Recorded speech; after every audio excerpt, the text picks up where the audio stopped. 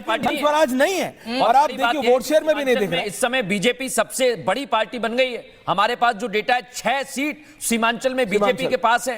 आप सोचिए जेडीयू और बीजेपी के आप मिला लें तो 11 सीट है। सीमांचल का पूरा इलाका बीजेपी और जेडीयू ने जबरदस्त प्लान किया है। मैं आपको सीट वाइज बता दूं, रानीगंज में आरजेडी भले ही आगे चल रही है लेकिन अररिया में जेडीयू आगे, जोकियाट में जेडीयू आगे चल रही है और इतना ही नहीं नरपतगंज में बीजेपी आगे चल रही है। इसी के साथ साथ बैसी में बीजेपी आगे चल रही है, बनमखी में आगे चल रही है भारतीय जनता पार्टी, कटिहार में बीजेपी आगे चल रही है और पप्पू यादव जो पैसे बांटते हुए वीडियो वायरल हुआ उनका, पूर्णिया में बीजेपी आगे चल रही है। वहां से विजय पप्पू यादव को पॉलिटिक्स छोड़ देना चाहिए। हाँ, ये इस पे एनालिसिस आप करिए। नहीं, मैं क्या एनालिसिस करूं, मुझे व्यक्तिगत तौर से मैं उनको जानता हूं। अच्छे आदमी हैं, थोड़े मेंटली डिस्टर्ब्ड हैं आजकल।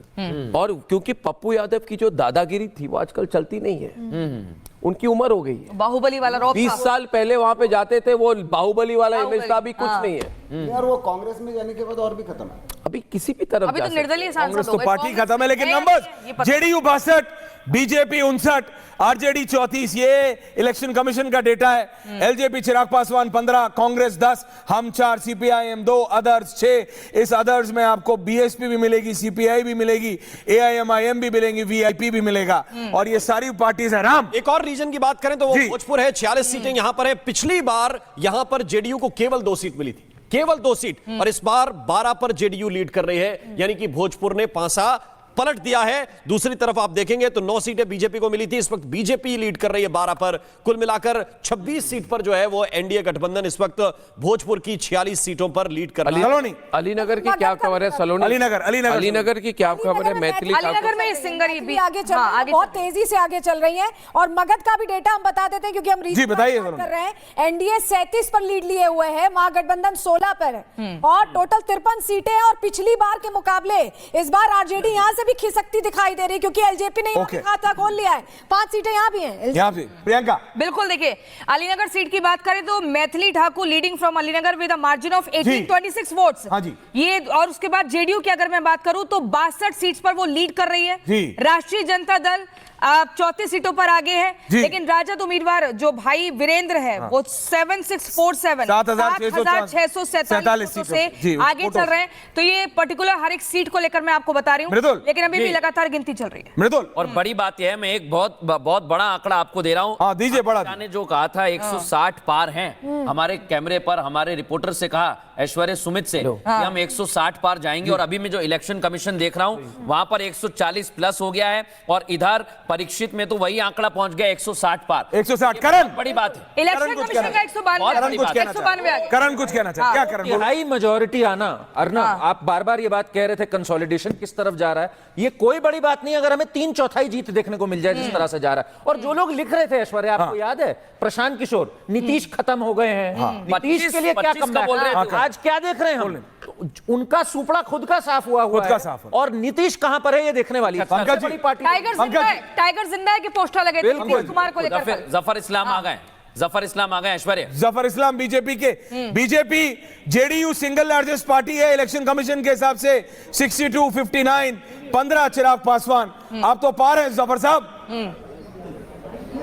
पार है, बिल्कुल पार है, 122 पार है। देखिए ये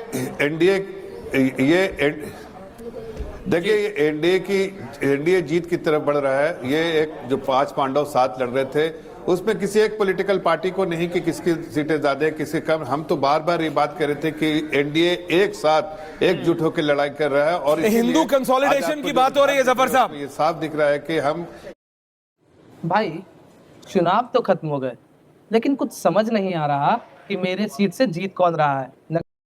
होकर लड़ाई कर रहा है और हिंदू कंसोलिडेशन की बात हो रही है जफर साहब, ये साफ दिख रहा है कि हम एक बहुत हिंदू कंसोलिडेशन की बात हो रही है। कंसोलिडेशन अगर आप जी देखिए, हमें सभी वर्गों का वोट मिला है, किसी एक समुदाय किसी एक वर्ग का वोट नहीं, बल्कि आदरणीय प्रधानमंत्री जी और नीतीश कुमार जी में सारे लोगों का विश्वास है।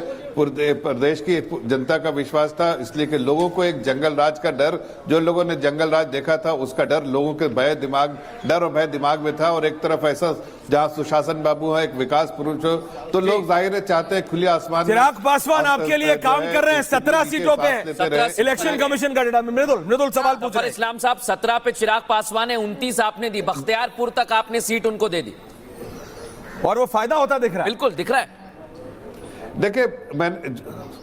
देखिए ये जो भी हमने स्ट्रेटेजिक मूव किया है उसमें आप सामने जो रुझान में सारे दिख रहे हैं। अगर मैं ये कहूं कि जब पूरे तौर से रिजल्ट आएगा और शाम तक अगर कंप्लीट रिजल्ट जो होगा उसमें अगर जो महागठबंधन 50 से नीचे आ जाए तो मुझे आश्चर्य नहीं होगा, इसलिए कि जो लोग जमीन पर रहे, जैसे मैं जमीन पे काम किया तो मुझे इस बात का एहसास है कि वहां पर कोई एंटी इनकम्बेंसी जैसी चीज नहीं, वो लोग बल्कि प्रो इनकम्बेंसी। साहब वापस आ रहे हैं। बिल्कुल जो है बिल्कुल मैं रीजन वाइज बताना चाहता हूं कि कहां पर क्या स्थिति है। जरा फटाफट में कुछ सीटों के नाम बता दूं आपको। वाल्मीकि नगर से जेडीयू आगे है, सिकटा से जेडीयू आगे है, पिपरा से बीजेपी आगे है, बोचहां से एलजेपी आगे है, बैकुंठपुर से बीजेपी, दरौली से एलजेपी, बनियापुर से आरजेडी, हाजीपुर से बीजेपी, इसी तरह रामनगर से बीजेपी, रक्सौल से बीजेपी, मधुबन से बीजेपी, सकरा से जेडीयू, बरौली से आरजेडी, रघुनाथपुर से आरजेडी, तरैया से बीजेपी, लालगंज से आरजेडी और नरकटियागंज की बात करूं तो आरजेडी, कोली, मोतिहारी और कुडनी से बीजेपी, गोपालगंज, दरोदा से बीजेपी, मढ़ौरा वैशाली से आरजेडी,